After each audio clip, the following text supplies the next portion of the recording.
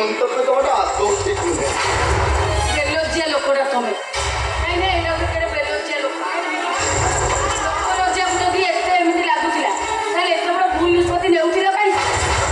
ମୁଁ ଭୁଲ ନିଷ୍ପତ୍ତି ନେଇଛି। ମୁଁ ଏତେ କଣ? ମୁଁ ତମକୁ ବାରମ୍ବାର ମନା କରୁଥିଲି ଯେ ଧନ ସମ୍ପତ୍ତି ସବୁ ଗୌତମ ନାଁରେ କରିନି। ଶେଷରେ ସେଇ ମେଡିକାଲ ଇଣ୍ଡଷ୍ଟ୍ରି ବି ତା ନାଁରେ କରିଦେଲ। ହଁ କରିଛି, ମୁଁ ମାନୁଛି। ଏହା ଯେ ମନମୁଖୀ ଏହାକୁ ମୁଁ ସ୍ୱୀକାର କରିପାରିବିନି।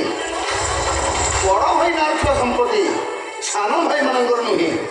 ଏହା କେଉଁ ଆଇନର କେଉଁ ପୃଷ୍ଠାରେ ଲେଖା ଅଛି କହିପାରିବ ତମେ? ଆଉ ସେ ଆଇନ ପୃଷ୍ଠା ଖୋଲିବା ଦରକାର ନାହିଁ।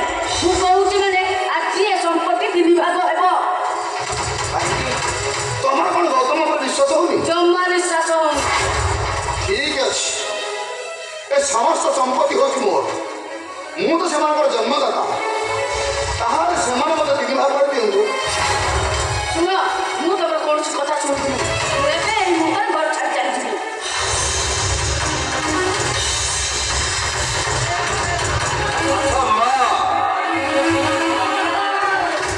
ବାବା ଯଦି ମନମୁଖୀ କଲେ ତୁ ଘର ଛାଡ଼ିବା କ'ଣ ମନମୁଖୀ ନୁହେଁ?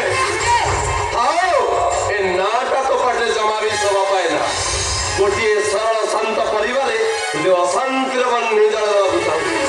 ତାକୁ ବିଶ୍ୱାସ ନ କଲେ ତୋର ମା ହେବାର ଯୋଗ୍ୟତା ନାହିଁ। ଡାଡି, କେଉଁଥିପାଇଁ ଆପଣ ଅନ୍ୟକୁ ପ୍ରଶ୍ରୟ ଦେବେ? ଏଇମାନଙ୍କ ସହ ମିଶି ସାଲିସ କରିବେ।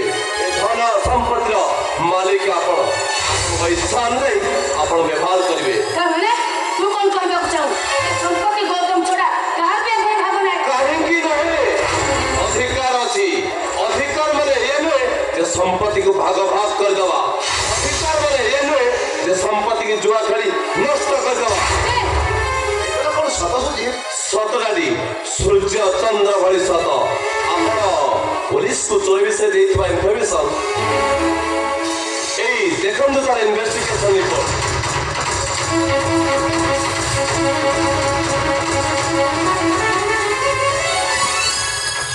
ପ୍ରତିଦିନ ହୋଟେଲ ପଞ୍ଚତାରକାରୁ ମନୋଜ ଲେଟ୍ ନାଇଟ୍ରେ ଫେରେ। ଏଇ କଥା କ'ଣ ମିଛ? ଜବାବ ଦେ। ସେସବୁ କୈଫିୟତ ଦେବାକୁ ମୁଁ ବାଧ୍ୟ ନୁହେଁ। ତମେ ଉତ୍ତର ନ ଦେଲେ ମଧ୍ୟ ମୁଁ ଠିକ୍ ଉତ୍ତର ପାଇସାରିଛି।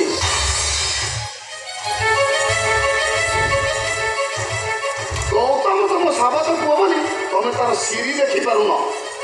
ଆଉ ମନୋଜ ସେ ଯେତେ ଭୁଲ କଲେ ବି ତା ଭୁଲକୁ ତମେ ପଣତରେ ଘୋଡ଼େଇ ଲୁଚାଇ ରଖିବାକୁ ଚାହୁଁ। ଶୁଣ, ମୁଁ ତମର କୌଣସି କଥା ଶୁଣିବାକୁ ଚାହୁଁନି। ଆଜି ଏଇ ମୁହୂର୍ତ୍ତରେ ଘର ଭାଗ ଭାଗ ହେବ।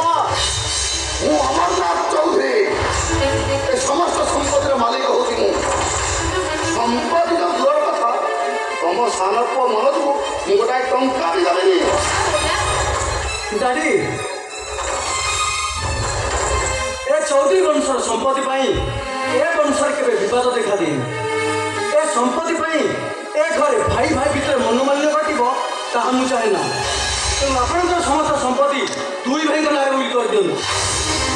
ଭାଇ, ସମ୍ପତ୍ତି ବଣ୍ଟନ ହେଲେ ସମ୍ପର୍କ ଅତୁଟ ରହିବ। ଏ କଥା ଆପଣ କହିପାରୁଛନ୍ତି ବଡ଼ ଭାଇ। ସମ୍ପର୍କ ସେତୁ ମଣିଷ ଦ୍ୱାରା ଗଢ଼ାଯାଇଥାଏ। ଥରେ ଯଦି ସେ ଭୁଷୁଡ଼ି ଯାଏ ଆଉ କେବେ ବି ତିଆରି ହୁଏ ନା। କଥାରେ କହିଦେଲେ ହେବନି। ଆଜି ଏ ସମ୍ପତ୍ତି ଭାଗ ହେବ।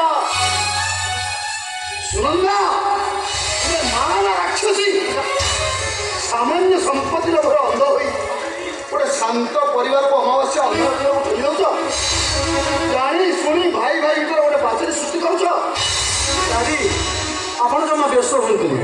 ଆଜି ଆପଣଙ୍କର ସମସ୍ତ ସମ୍ପତ୍ତି ଭାଗ କରିଦିଅନ୍ତୁ।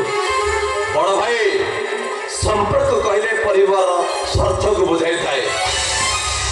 ଆଦର୍ଶ କହିଲେ ପରିବାର ସମସ୍ତ ସମ୍ପତ୍ତିକୁ ବୁଝାଇଥାଏ। ଦେଖିବ, ଦିନେ ତୁମର ତ୍ୟାଗ ତୁମର ଆଦର୍ଶ ପାଇଁ ଶେଷରେ ତୁମକୁ ଚଳିବାକୁ ପଡ଼ିବ।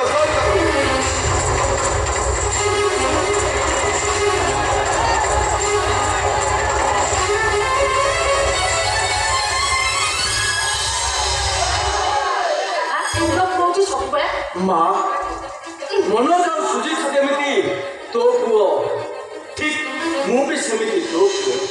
ସେ 2 ଜଣଙ୍କ ପାଇଁ ଯଦି ମୋ ଜୀବନ ଦରକାର ତେବେ ମୋତେ କହିବୁ। ମା, ମନେ ରଖିଥିବୁ, ପରିବାର ଖାନଦାନ ଡାଡିଙ୍କ ପ୍ରେଷ୍ଟିଜ୍ ଯେମିତି ନଷ୍ଟ ନ ଲାଗେ। ନେ, ଏ ହେଉଛି ହେଉଛି ଗାଡ଼ି ଚାବି।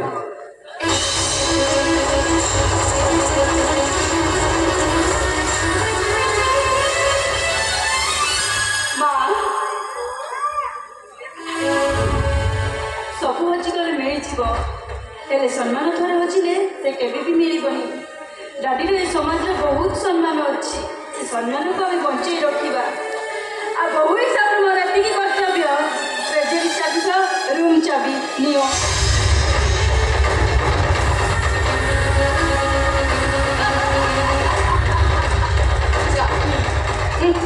କଣ ସୁନନ୍ଦା, ଏଥର ମନ ଶାନ୍ତି ହେଇଗଲା ତ? ଖାଲି ଦେଖ ଏ ସୁନନ୍ଦା ତା ସମ୍ପତ୍ତିକୁ ସମ୍ଭାଳି ପାରୁଛି।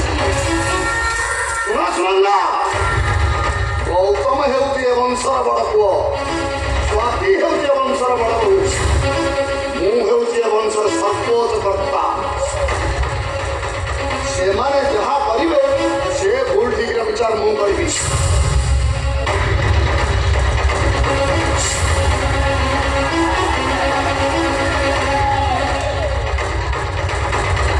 ଏଇ ଚାବି ମୁଁ ଗୌତମ ଓ ସ୍ୱାତିକୁ ଦେଉଛି।